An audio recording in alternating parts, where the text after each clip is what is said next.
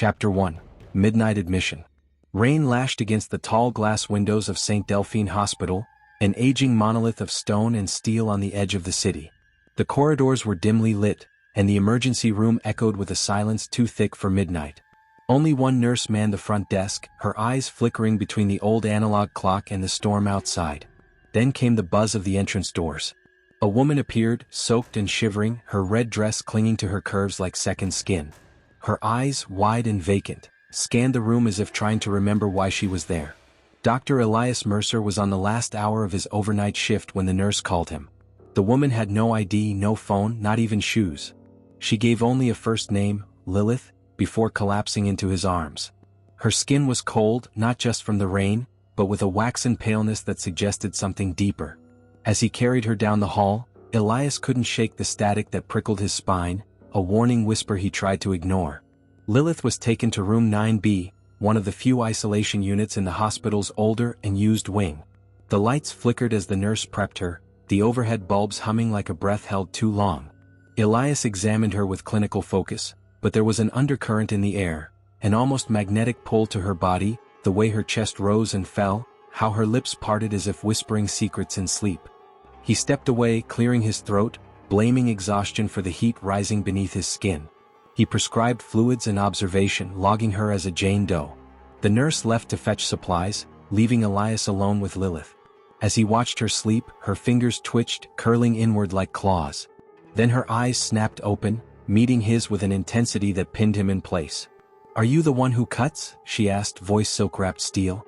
He blinked, stunned, and before he could answer, she smiled and drifted back into unconsciousness. Security footage showed nothing odd about her entrance. No car, no one else. Just her materializing out of the rain. Elias rewound it again and again, heart pounding as the timestamp blinked exactly midnight when she appeared. He rubbed his temples, the grainy black and white image burning into his memory. He tried to reason with himself. Patients with trauma, memory loss, delusions. It was explainable.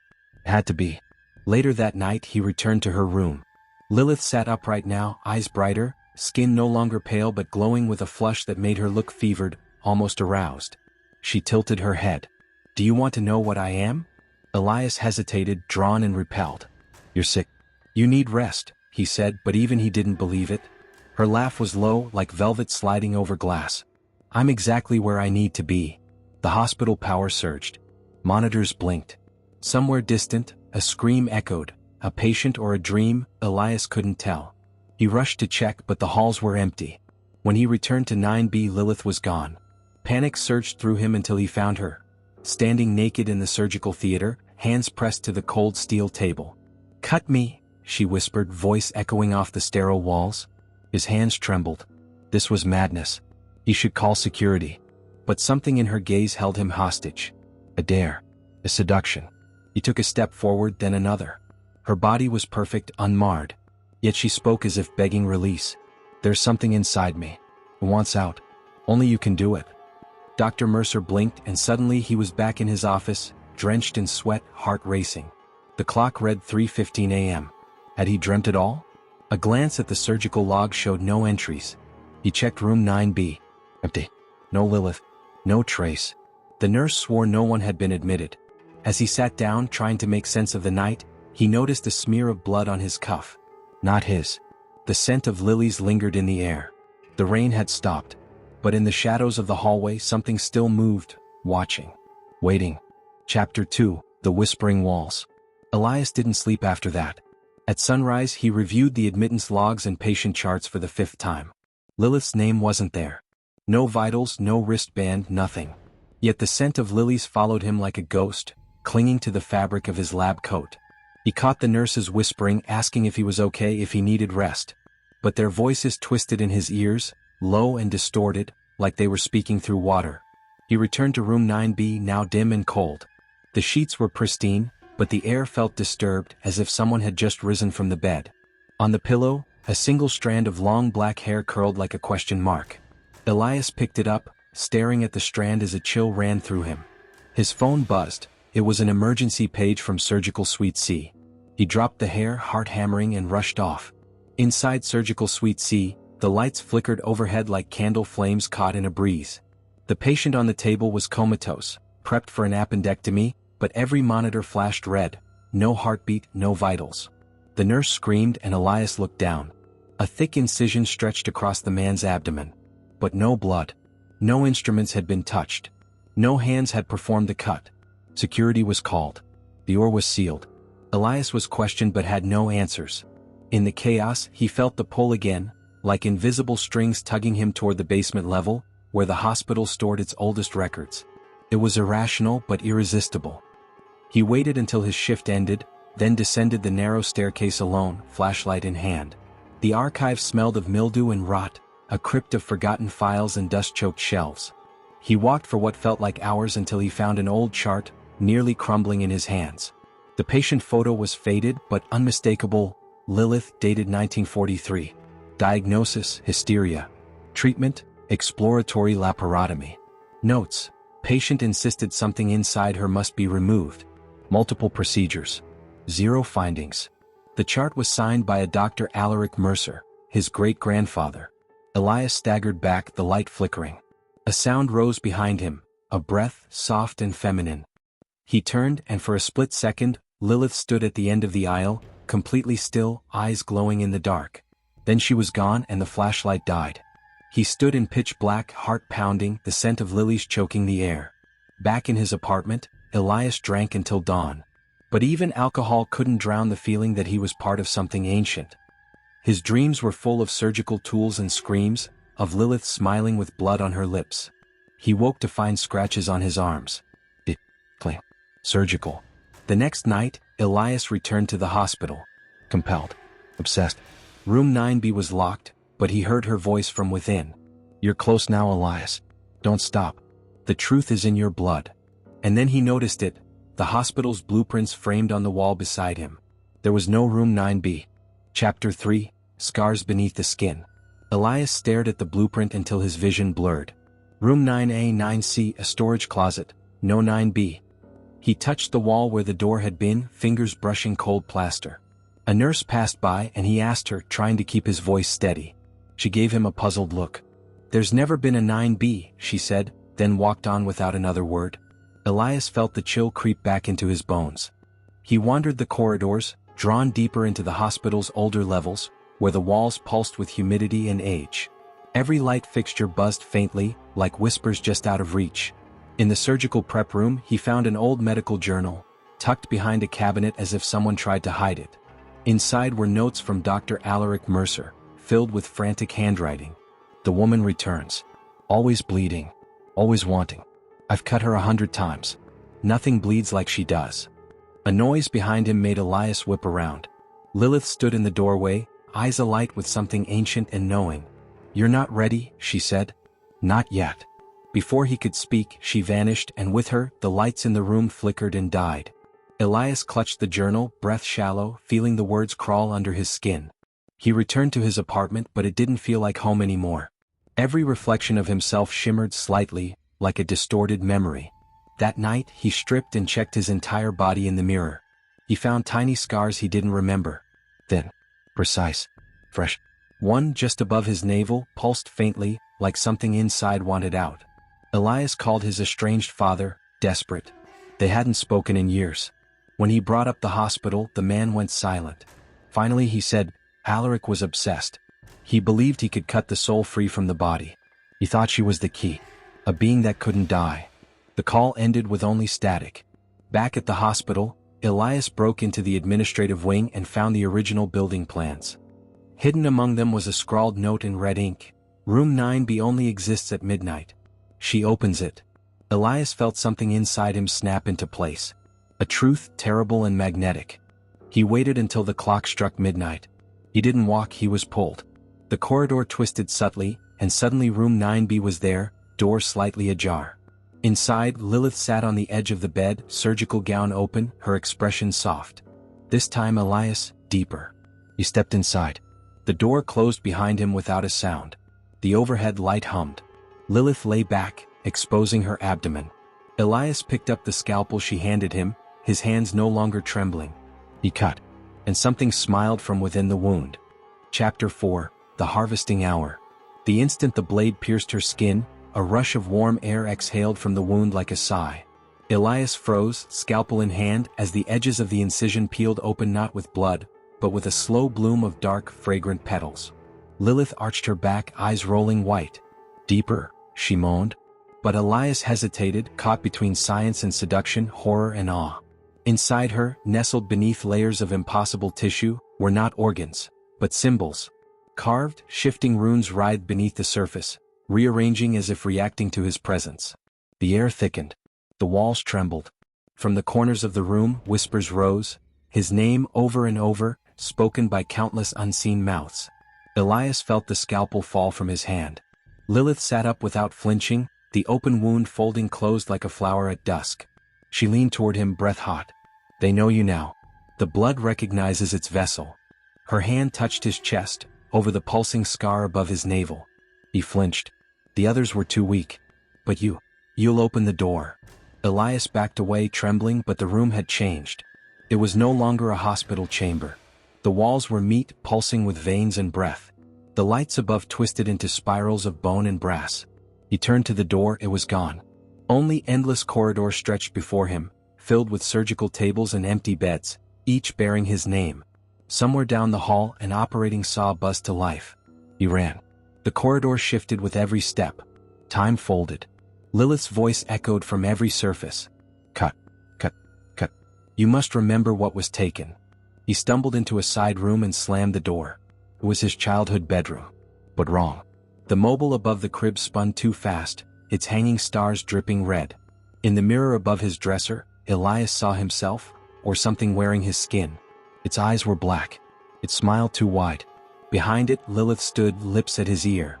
"Harvest begins at dawn." The mirror cracked. The room faded. He awoke on the floor of the real room 9B. Alone. No Lilith. No incision. Only the scar above his navel burned hot. In his hand was the scalpel. And beneath his fingernails, petals. Chapter 5. The Archivist's Secret. Elias didn't leave the hospital that morning. He couldn't. Every exit seemed farther away, as though the building had stretched in the night. Hallways doubled back on themselves, elevators led to unfamiliar floors. He wandered into the medical archive again, but it too had changed, older, darker, smelling faintly of copper and burned paper. A figure sat at the back table, hunched over yellowed scrolls. He was gaunt, his skin gray like embalmed flesh. "You found her, didn't you?" the man asked without looking up. Elias hesitated. "Who are you?" "I keep what the others forgot." The archivist looked up. His eyes were sewn shut. "The truth is buried in flesh, and flesh remembers." He pushed a folder toward Elias. Inside were photographs, dozens of them, each showing room 9B through the years. Different decades. Same architecture. Same woman. Lilith unchanged. "She feeds on surgeons," the archivist whispered. "They slice, she survives. Their obsession is the seed she plants. Your great-grandfather couldn't finish what he started. Neither could the others. But you already cut her." Elias's throat went dry. "What happens if I keep cutting?" She burst the door. "Through pain. Through you." The archivist smiled. Blood trickled from his lips. "The scalpel is the key. But the lock is your soul." Behind Elias the walls groaned. The folder in his hands grew warm. The photos inside shifted, showing future scenes. Elias operating with blank eyes, blood cascading from the ceiling, Lilith walking the halls in a gown made of sutures. He dropped it. His hands were shaking. "You can still close it," the archivist wheezed. "If you sever the link." "And how?" Elias asked, voice trembling. "You must cut yourself. Deeper than any before. Into memory. Into marrow." But Elias already knew, Lilith would never let him go that easily. Chapter 6. The Deep Cut. Elias sat in the nurse's station bathroom, lights off, scalpel pressed to his skin. The tile was cold against his back, the silence broken only by his shaky breath. He didn't know what he was about to find, only that the pain had become a map. Every scar pointed somewhere deeper. He remembered the archivist's voice, into memory, into marrow. He closed his eyes and pressed the blade inward. Pain bloomed. Sure. Bright. He didn't scream. Instead, his mind slipped sideways, into something not quite dream, not quite memory. He stood in the old operating room, but it was filled with other versions of himself. Each wore a surgical mask. Each held a blade. And all of them were cutting Lilith, who lay on the table, eyes open, smiling. "You've done this before," said one of them. You'll do it again. He turned to flee, but the door was gone. In its place stood Elias Mercer, his face gaunt and eyes hollow. She chose us, the old man whispered. You're the last cut. The one that opens. Alaric reached into Elias's chest, past bone and blood, and pulled out a beating heart, not Elias's but something else. Something older. Elias fell backward into darkness and landed on the floor of room 9B. His wound was gone. But something pulsed beneath his skin now, alive and foreign. Lilith sat in the corner, her gown soaked in something black and glossy. You saw it, she said. The origin. The key. He tried to stand, but his legs buckled. What are you? He croaked. Lilith crawled toward him, graceful as a predator. I am the wound that doesn't heal. The birth without end. Every doctor dreams of saving life. But you, Elias, you will deliver what hides in death. She kissed his lips, and the taste was copper and ash. He convulsed, body locking in agony. When he awoke again, the hospital was empty. Desks overturned. 4 bags shattered. Lights flickering in erratic pulses. He walked the halls alone, every step echoing like a heartbeat. Shadows moved where people used to be. At the ER entrance, he found the nurse from his first night. Her eyes were gone, sockets filled with petals. She mouthed something over and over, the cut must deepen. And then the hospital groaned and shifted. St. Delphine was no longer a place of healing. It was a womb, waiting for its final incision. Chapter 7. The Pulse of the Walls. Elias wandered through the skeletal remains of St. Delphine, every hallway warped by unnatural geometry. The walls throbbed like arteries, and lights above pulsed in sync with his heartbeat. The air was thick with antiseptic and rot, and the whispers had grown into chants. Somewhere ahead, the operating theater waited, its doors wide open, beckoning. He passed familiar rooms now grotesquely altered, the pediatric wing lined with cribs made of bone, the ICU filled with shadowy figures twitching on beds of sinew. Each time he looked closer, the faces resembled his own. He kept walking, though his legs grew heavier with each step, as if the building wanted him rooted. Lilith's voice echoed from every vent and speaker. Every cut reveals the truth. Every truth demands a sacrifice. He reached the elevator, now an open shaft filled with black vines. Descending wasn't a choice. The vines pulled him down, floor by floor, past decades of surgical sins etched into the walls in dried blood. At the bottom, he found a chamber he'd never seen on any blueprint. Circular, metallic, and ancient. The walls were etched with runes that pulsed in response to his presence. In the center stood an altar of flesh, and upon it, Lilith, serene and naked, arms spread wide. Around her, scalpels floated midair, spinning slowly. You've reached the artery, she said. Now you must open the heart. Elias stepped forward, trance-like. The scar on his abdomen burned with renewed fury. As he approached, the floating scalpels dropped. One landed in his palm. His fingers closed around it involuntarily. Cut what binds, she whispered. Elias turned the blade to himself. He sliced across the pulsing scar, and instead of blood, light poured out. It blinded him, filled the chamber, and from within the light came shapes. Figures with no faces, draped in surgical gowns, chanting in a language that wasn't made for human tongues. The altar cracked. The wall screamed.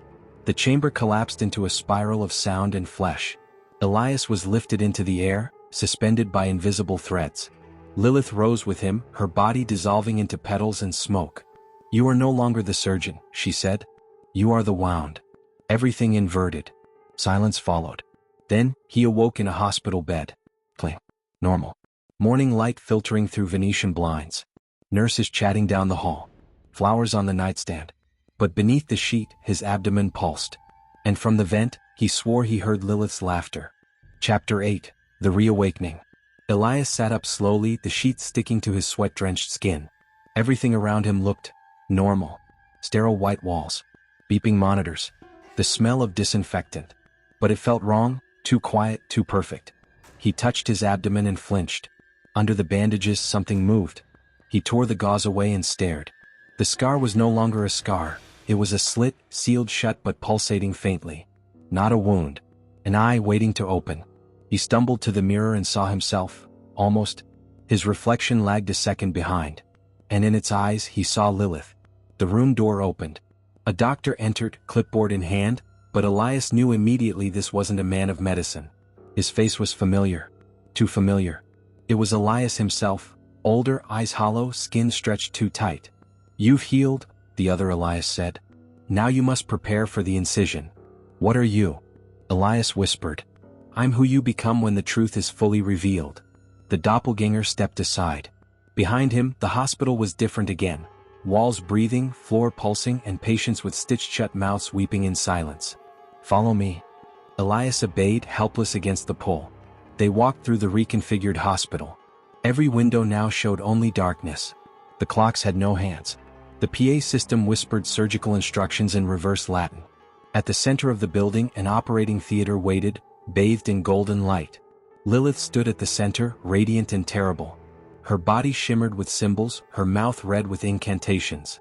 She smiled. The harvest is near, Elias. You open the path. Now we must awaken what sleeps beneath. The other Elias handed him a scalpel forged of bone. You must perform the final cut. Into her. Into yourself. Into the world. Elias trembled but took the blade. He approached Lilith, who lay willingly on the table, arms stretched out in trust or sacrifice. He raised the scalpel, and felt the world shudder around him. The hospital's foundations groaned.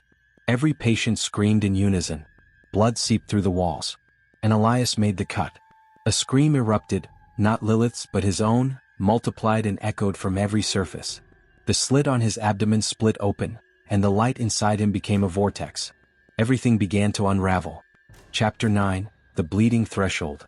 The world collapsed into sound, screaming steel, echoing voices, arteries bursting beneath the floor. Elias hovered above the operating table, arms outstretched, a puppet to something ancient and infinite. Lilith's body writhed below, not in pain but in triumph. From her open wound, tendrils of light reached out, tethering themselves to every wall, every corridor, every hidden part of the hospital's anatomy. The scalpel fell from Elias's hand and shattered like glass. Time fractured. Memories bled into each other, childhood laughter warped into surgical screams, first kisses rotted into autopsy reports. The eye in his abdomen blinked open fully, and through it he saw not the world but what lay behind it. Surgeons in black robes surrounded the table now, faceless and voiceless. They bowed to Lilith. The vessel is prepared, they intoned, each word vibrating in his bones. The door is open. Elias tried to speak, to cry out, but no breath remained in his lungs. Only petals spilled from his mouth, dark red, fragrant, infinite. Lilith reached up and touched his chest. You've become more than surgeon, she said. You are now the cut itself. The altar cracked beneath them, the hospital groaning as its foundations split open. Below, a chasm of flesh and fire stretched endlessly, pulsating with the memories of every incision ever made. The bleeding threshold, Lilith whispered. Few see it. Fewer return. With one final gaze she stepped backward, falling into the wound, laughing, dissolving into smoke and light. The robed surgeons followed her without hesitation. Elias alone remained, teetering on the edge of the abyss, the eye in his abdomen shedding tears of light. He could jump, and follow her. Or he could close it. With all his strength, he reached inside himself, gripped the edges of the open eye and tore it shut. The pain was unbearable. The vortex screamed, resisting, fighting. But he held on. Bit by bit the light dimmed. The tendrils snapped. The surgeons faded. The walls groaned and bled and then fell silent. He collapsed, alone, breathless, in the center of the empty surgical theater. The hospital was quiet again. But he knew something had changed forever. Chapter 10, Closure. The scalpel entered his chest not with pain but with release. Elias gasped as his flesh parted, the light within erupting in a column toward the ceiling. The entire hospital shuddered. Lilith screamed, an ancient, furious sound that shattered glass and bone. The wound widened, not just in his body but in reality itself. He fell backward into the vortex of light, descending into a space between spaces. There were no walls here, no time. Only pulse and memory. Visions flashed around him. Surgical rooms from every era, doctors possessed by obsession, Lilith watching each with cold patience. She had always been here. A myth cloaked in medicine. A goddess of the blade. But Elias was different. He hadn't cut for control. He had cut to understand. And now, in this space beyond anatomy, he saw her true form. Not a woman but a wound given thought. A tear in the veil, seducing healers into making her real. She floated before him, unraveling. You could still give in, she whispered, no longer sensual but pleading. Let me through. Let me live. Elias reached inside himself into the glowing cavity in his chest and pulled. Not a heart but a memory. His first surgery. His mother's voice. A child's question. Can you fix what's broken? He looked at Lilith. No, he said. Some wounds are meant to close. With both hands he tore the light from his chest and pressed it into her. She convulsed, shrieked, and burst into petals and screams. The wound sealed. The vortex collapsed. He awoke in a hospital bed, this time real. Nurses bustled in a brightly lit ward. Flowers were flowers. Time moved forward. The scar was gone. Elias walked the halls of St. Delphine. Room 9B no longer existed. He checked the blueprints again. It never had. He returned to his office and locked the door. On his desk sat one item, a single scalpel, clean and unused. A note beside it read in handwriting he didn't recognize.